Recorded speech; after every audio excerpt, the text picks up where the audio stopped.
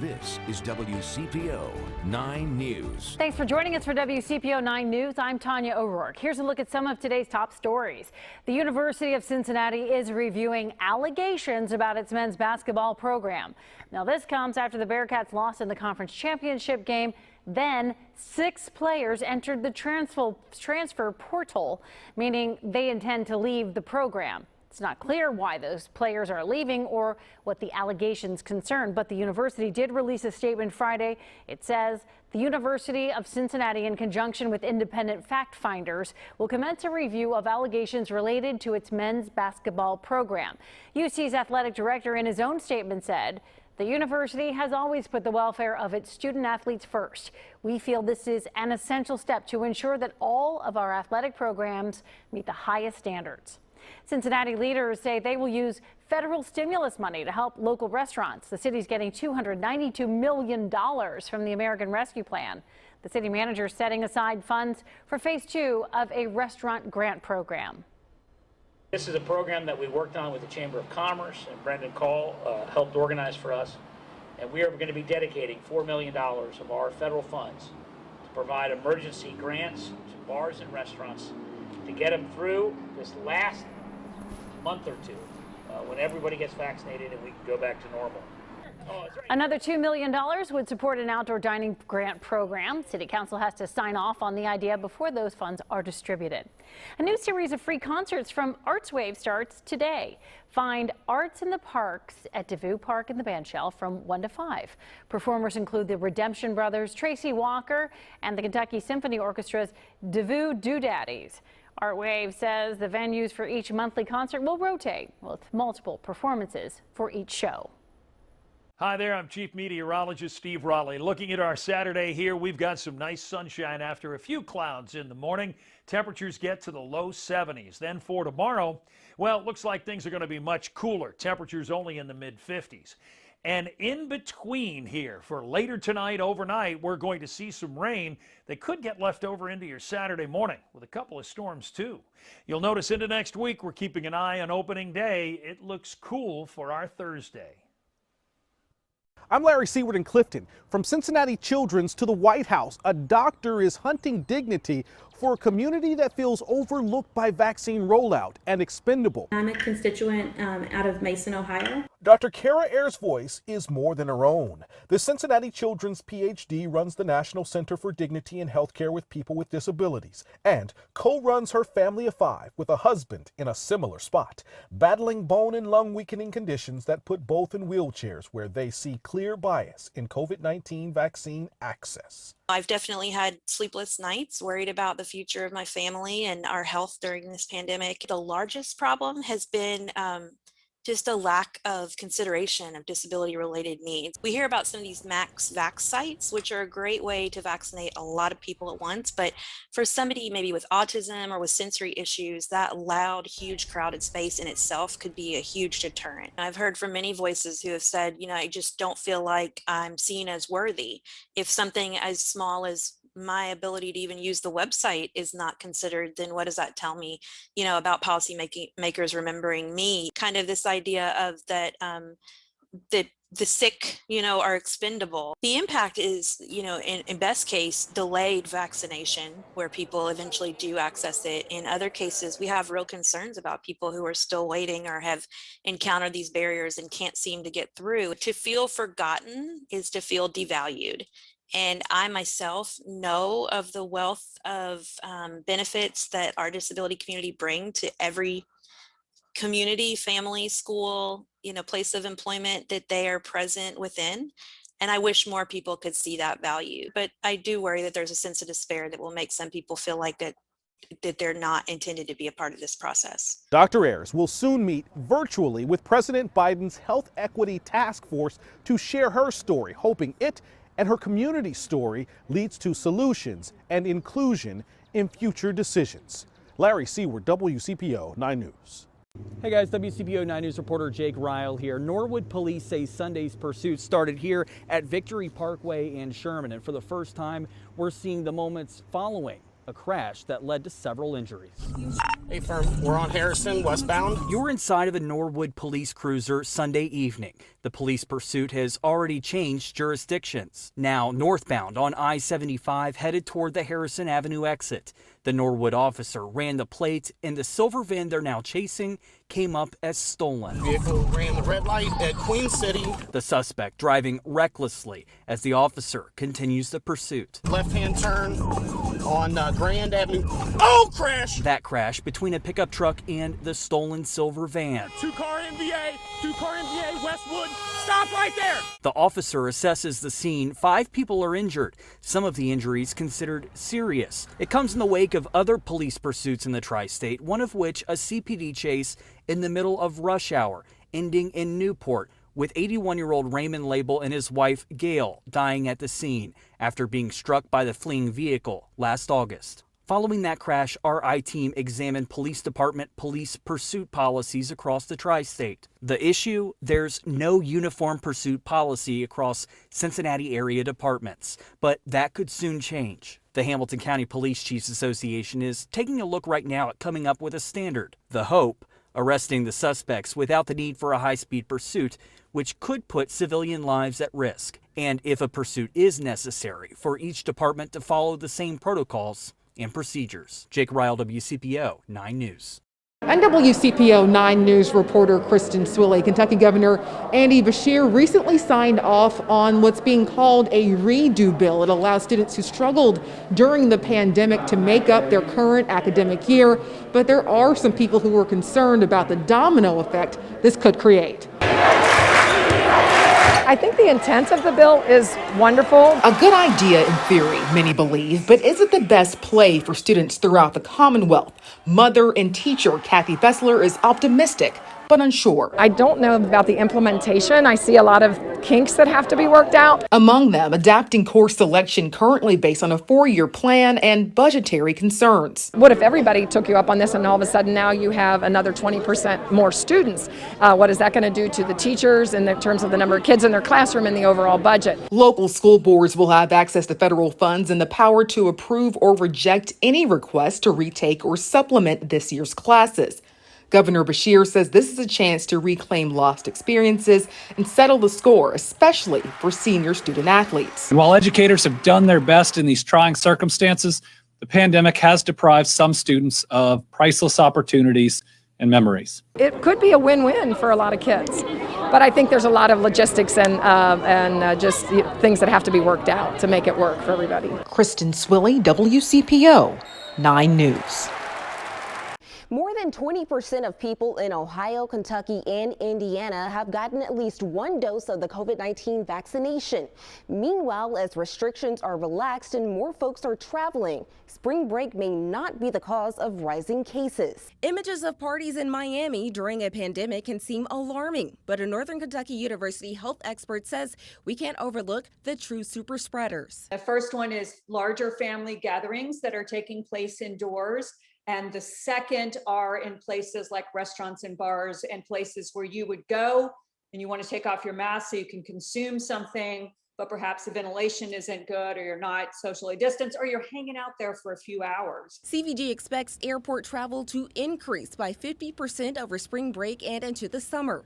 Valerie Hardcastle says it's not so much the destination, but what you do when you get there. There's this impulse to just kind of throw caution to the wind, and maybe you've had one vaccine but not both, and just try to go back to normal living. And it's really dangerous to do that right now. You can safely go to the beach and just not be near crowds. States like Michigan are in the national spotlight for potentially hitting a 4th wave of COVID-19. Where do we stand in the tri-state? What we see right now in at least Kentucky and Ohio, not so much in the other states that surround us. Their growth rate is accelerating. But what you see right now is what's called community spread. And that means it's spreading at a rate that is kind of consistent over time. So we're not trending toward a 4th wave, but we're not trending away either. We're just kind of hanging in the middle. All the health officials I talked to say no matter if you're vaccinated or who around you may be vaccinated, masks are still essential. In the studio, Raven Richard, WCPO 9 News.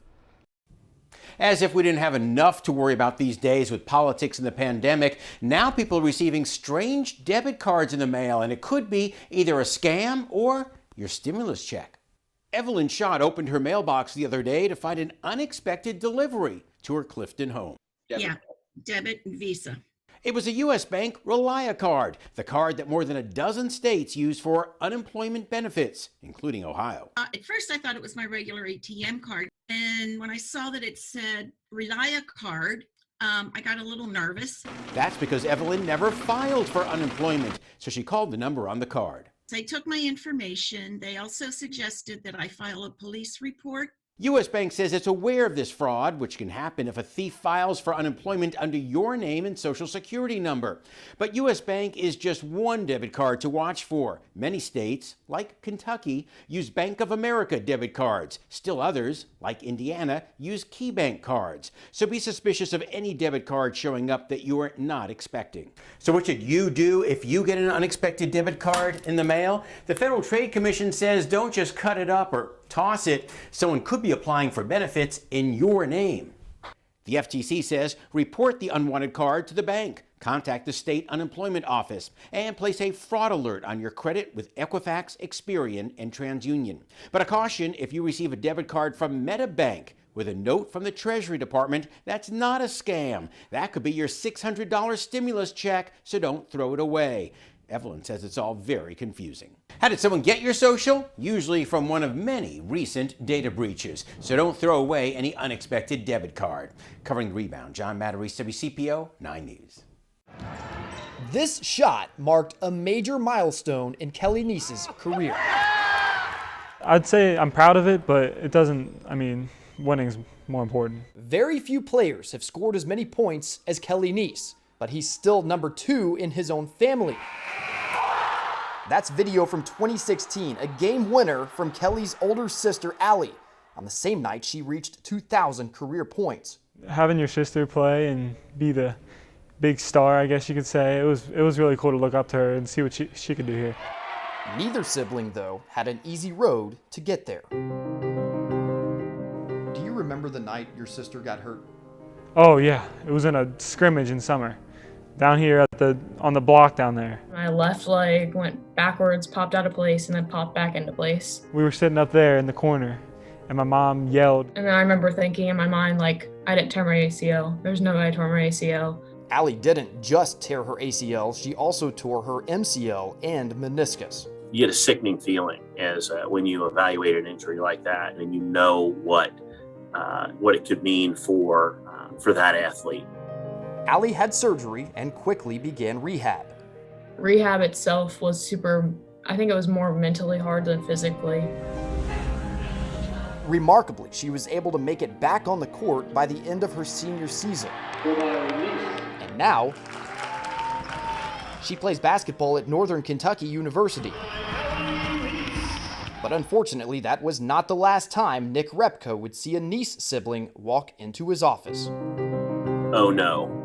My first thought was, not again. I'll never forget that at all.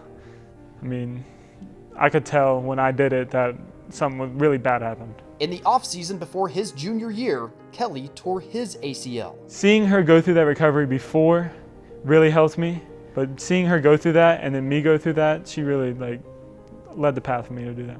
Well, he's also kind of competitive, so he would be like, hey, if Allie can do it, I can do it. And he did. He recovered, which brings us back to this shot.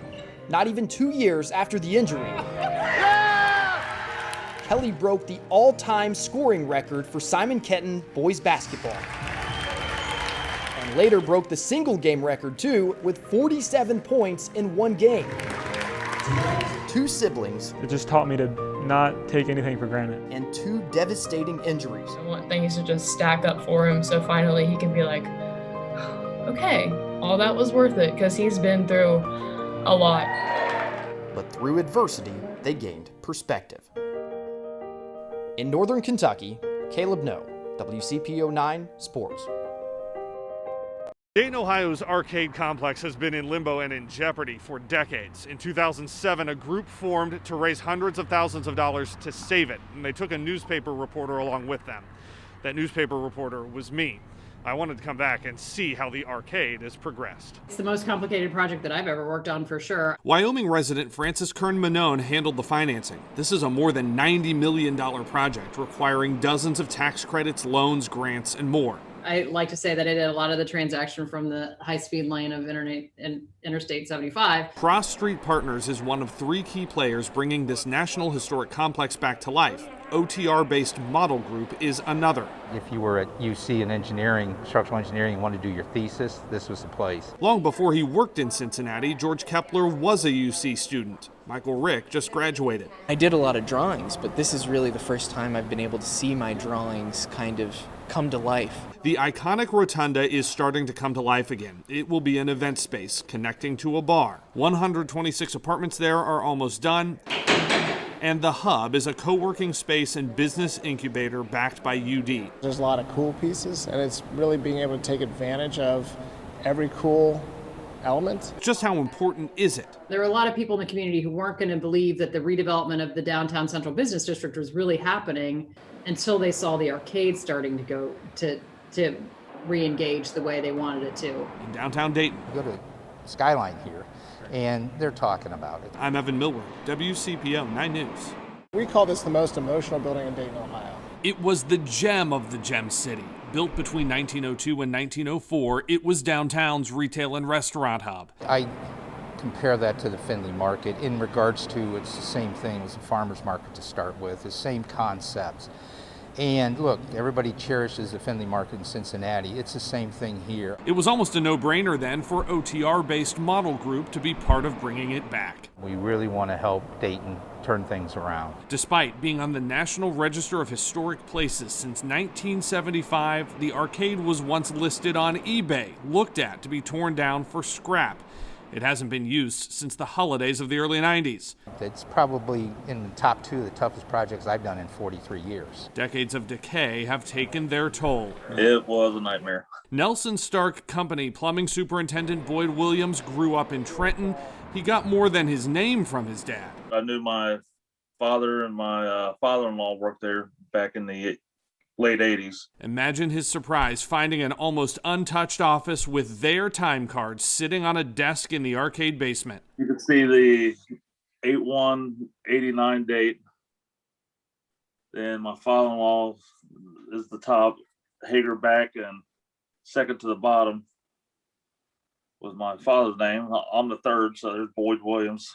B. Williams. There were plenty of surprises. Every time we took a wall down, every time we opened up something, it was a problem. 9 buildings, all different but connected. They managed to keep some terrazzo floors, some wood ones, and these details around the rotunda. Most of the space is now the Hub, a business incubator with UD and Sinclair students. 126 apartments are about to open. A bar is going in on the first floor. It is a mixed-use development. First floor vibrancy is key. It's not just the inside. They've had to restore several facades, too. They're still working on this one. The last time I was at the arcade was in 2007 as a newspaper reporter covering the effort to save it. This is what the North Arcade looks like today. It's in dire need of getting refurbished, but we're ready to attack that. This will become a kitchen incubator and fresh food market. Think Findlay Kitchen and OTR. Plus retail and a hotel or more apartments. This is one of the keystones to get revitalization downtown. Because it is one of a kind. At the end of the day, what's your value proposition? What makes Dayton different from Cincinnati, Cincinnati different from Northern Kentucky? A lot of it's that history. In downtown Dayton. And the history is like right behind us. I'm Evan Millward, WCPO 9 News.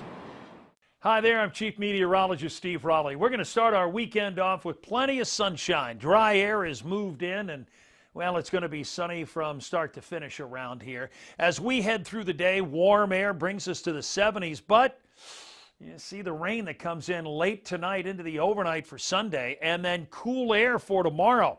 So some changes certainly in our forecast. Let me show you how it's going to break out. First, for our Saturday, we'll see partly cloudy skies and then just a lot of sun and temperatures in the 70s for the afternoon. But overnight tonight into our tomorrow, we're going to see some rain and a couple of thunderstorms. In fact, we could see a few leftover showers tomorrow morning, and then cooler temperatures only in the middle 50s through the day. My 9-day forecast then shows how it stays cool Monday and starts ramping up to some rain on Wednesday. But behind that front, it looks like our opening day forecast right now is going to be on the cooler side. I'm Josh Bazan. An Ohio woman is reuniting with a pet that has been missing for years and only recently turned up halfway across the country. We'll share her excitement and how the two were able to be brought back together. And one day he just didn't come back. Didn't come back. More than 5 years ago, Margaret Burcham lost her pet cat, Bernie. She says he was outside in her yard in Florence, but that's the last time she ever saw him. And I looked and I called the shelters and finally just kind of accepted that he was never coming back. Burcham moved to the Dayton area around the time Bernie went missing. All this time, she went without any news or any hope until last month. Apparently, someone found Bernie in Central Texas, and they traced him back to me. A volunteer with that organization in Texas happened to be driving through Cincinnati on a family vacation, so she put Bernie in the back seat and made sure he got home safely. Oh, please let this be them. Them, oh my God. Put this down. Here is Mr. Bernie with his mommy. Hi, buddy. Oh my gosh. A reunion 5 years in the making, but a reunion Burcham never expected to get. I can't believe it. Look at him. Hi, buddy. You're like, what's going on? There are still plenty of unanswered questions. How did you end up in Texas? That's what I want to know. We need to talk. But Burcham is thankful to have Bernie back in her arms. I didn't think I was ever going to see you again. And now here we are. I'm so glad. How often does something like this happen? Just amazing. And all the way in Texas. Someone found Bernie in Waco, Texas. He was clean and healthy, so volunteers assumed he had a local family. But the people who run the Heart of Texas Lost and Found Pets page found out he had a microchip and tracked it back to Burcham. But to be able to come visit my family and bring somebody along and give them the joy of having their animal back, it just makes the trip that much worth it. Nobody is exactly sure how Bernie ended up so far from home, but Burcham says that mystery is okay with her now that he's back where he belongs. In Winton Place, Josh Bazan, WCPO 9 News.